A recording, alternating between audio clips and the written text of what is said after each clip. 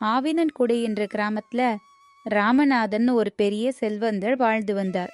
மிகுந்த தர்ம குணம் கொண்ட அவருக்கு குழந்தை செல்வம் இல்லாமல் அவரும் அவர் மனைவியும் வருத்தத்தோடு வாழ்ந்து வந்தார்கள்.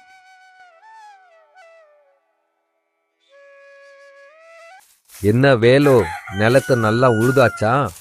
ஒரு 3 நாள் தண்ணி பாய்ச்சி ஆற போடு, அப்புறம் நெல்லை தூவிக்கலாம். சரி ஐயா. என்னடா முனுசாமி, தேங்காய் எல்லாம் பருத்தி சந்தைக்கு அனுப்பியாச்சா? அந்த பணத்தை அம்மா கிட்ட கொடுத்துரு. சரி ஐயா. ஐயா, அடுத்த வாரம் எங்க பையனுக்கு கல்யாணம் வச்சிருக்கோம். நீங்களும் அம்மாவும் கல்யாணத்துக்கு வந்து சிறப்பிக்கணும். சரி, வரோம்ப்பா. பார்வதி, நான் நெல்லை வித்த பணம் 1 லட்சம் பூஜை ரூம் லாக்கர்ல வச்சிருக்க, அதை எடுத்துக்கிட்டு வாமா. இந்தாப்பா, இதை வச்சிக்கோ. கல்யாண செலவெல்லாம் பாருங்க. இன்னும் வேணும்னா வந்து கேளுங்க. சரி ஐயா.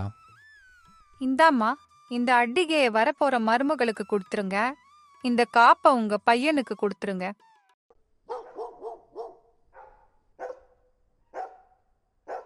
நம்ம கிட்ட எல்லா செல்வமும் இருந்து என்ன பிரயோஜனம்? ஒரு குழந்தை இல்லாம மனசு வெறிச்சோடி போயிருது. ஆமாம் பார்வதி, இதுக்காக சிவபெருமான் கிட்ட மனசார பிரார்த்தனை பண்ணிக்கிட்டு தான் இருக்கேன். அடுத்த வருஷம் குழந்தை பிறந்ததுன்னா ஒரு வண்டி நிறைய வாழைப்பழங்களை அவர் கோயிலுக்கு காணிக்கையா கொடுக்கலான்னு வேண்டிட்டு இருக்க. சில நாட்களில் பார்வதி கர்ப்பமாக.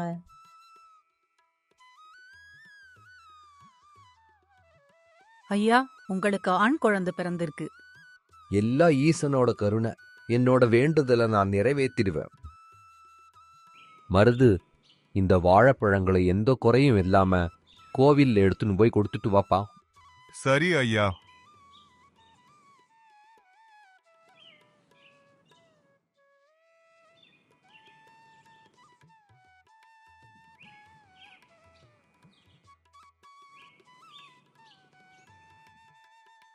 அண்ணா, என் 2 பசங்களும் ரொம்ப பசியில இருக்காங்க. அவங்களுக்கு வாழைப்பழம் கிடைக்குமா? இந்தாம்மா, எடுத்துக்கோங்க. நீங்க நல்லா இருக்கணும்.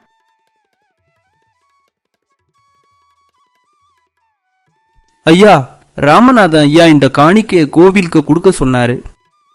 சிவபெருமானோட அருள் அவருக்கு என்னைக்கும் இருக்கும். ராமநாதா, நீ கொடுத்த 3 வாழைப்பழங்கள் எனக்கு வந்து சேர்ந்தது.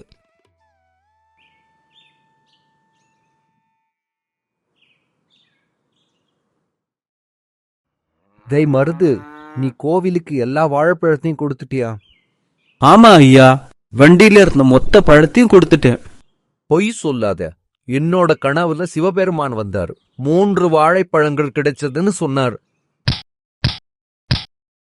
ஐயா ஐயா, அடிக்காதீங்க ஐயா. ஒரே ஒரு விஷயம் நான் மறந்துட்டேன்.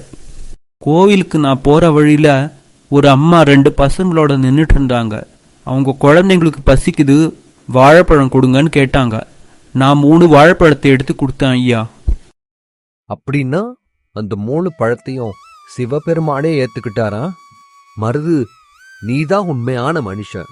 ஏழைக்கு கொடுக்கறது இறைவனுக்கே போய் சேருது அப்படின்ற பாடத்தை எனக்கு கத்து கொடுத்த. என்ன மன்னிச்சிருப்பா. ஏழைகளுக்கு நாம் காட்டும் கருணை இறைவனுக்கு நாம் கொடுக்கும் காணிக்கை.